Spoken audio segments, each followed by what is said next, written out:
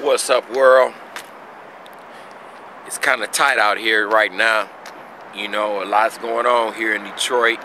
You know, we got that right to work law. And basically, let me tell y'all like this. That is going to be a bad law for a lot of people. A lot of people, especially unionized people. Because what that's going to do is the union gone. Okay? So now check this scenario out. Your union gone and you go to work the next day. And say, for instance, you making like 20 bucks an hour. All right? Your job can come in and say, dig, due to budget cuts or whatever the case may be, we about to cut your salary by half. So that means if you making $20 an hour, then you're going to be making $10 an hour. So now you making $10 an hour and you like, wait a minute, hold on, wait a minute, whoa. But see, you have no union. And if you have no union to back you on that, then the companies can come in and do whatever they want.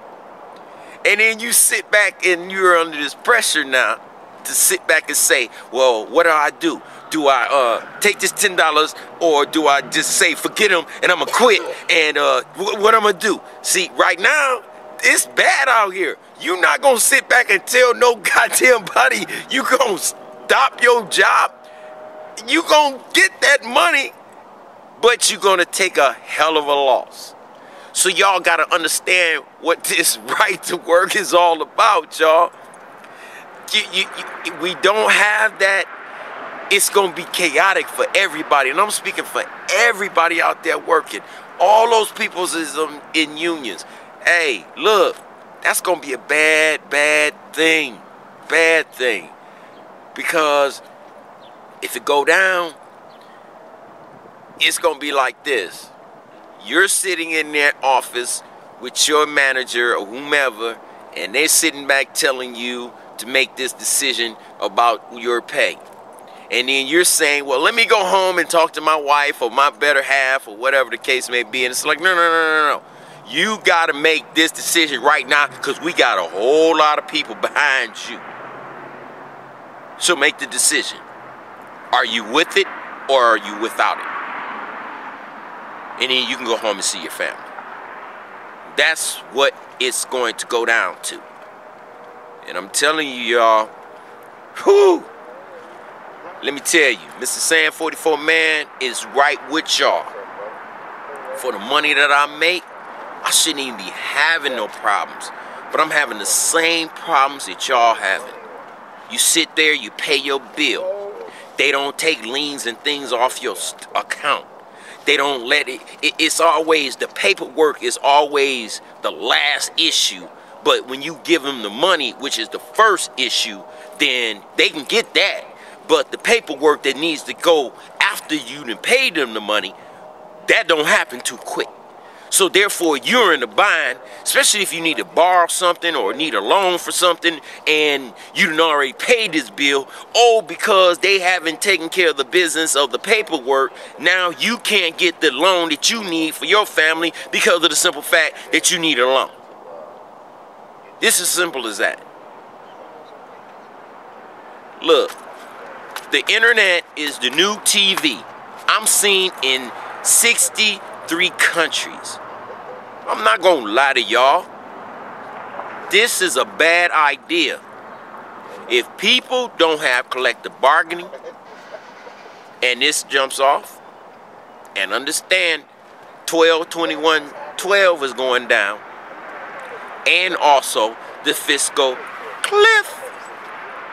So now, if you have all this stuff interacting at one time, it's going to be devastating for America because we can't handle it. I don't care how strong we are. We will not be able to handle this. We're doing things like Discovery Channel or Learning Channel or whatever, TLC, whatever. They got the little boo-boo, honey boo-boo show going on. That's what that's all about. We don't have no little black kids in school doing little good things that maybe they could get a TV show. I think that's the way it should go. Not because some family out there on some little so-called reality show ain't gonna sit out there and not expose, you know, just a little kid. She don't even have a clue about what she's into in this adult world of the media. All she know is I'm famous because I see myself on TV. She don't have the mentality of what she's getting ready to go through. Of paparazzis, financial people, and people that's gonna be around her begging her for money. All this stuff. See, that's why we throw our kids into a situation so quickly.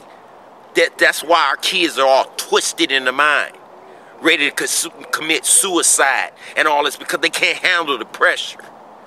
That's what I was saying about earlier today about pressure. The kids don't know how to handle the pressure. And we as adults, we break up. It's like this. If we as adults are the house that surrounds our children and keep them safe, if that house starts to fall down and break apart, what do you think the kids in the inside gonna think? Okay?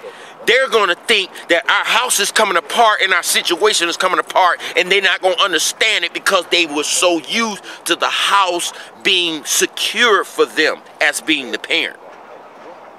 And if the parent is breaking apart, our children are noticing this. And so therefore, by them noticing this, they're fearful.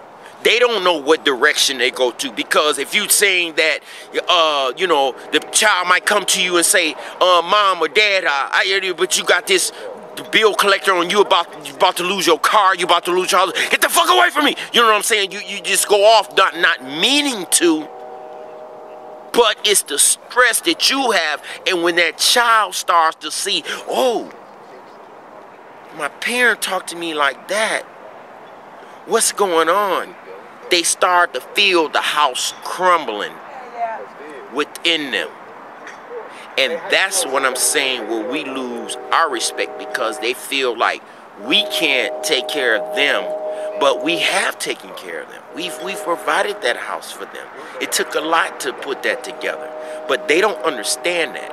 And in this new economy, in this new society that's going on, they're getting fed so much information that they're not receiving the information from us, the parents. We're not sitting our children down because we're on the internet, or we're watching TV, or we're doing whatever we do. We're not saying, how was your day, or how are you today, or what's going on with you, or checking up behind them. We've lost those principles. And if we've lost those principles, then that's the reason that our children are not respecting us, because they don't think that we care about them anymore. They don't think that we listen to them anymore. And our ideas are really kind of old and out of date. So, you know,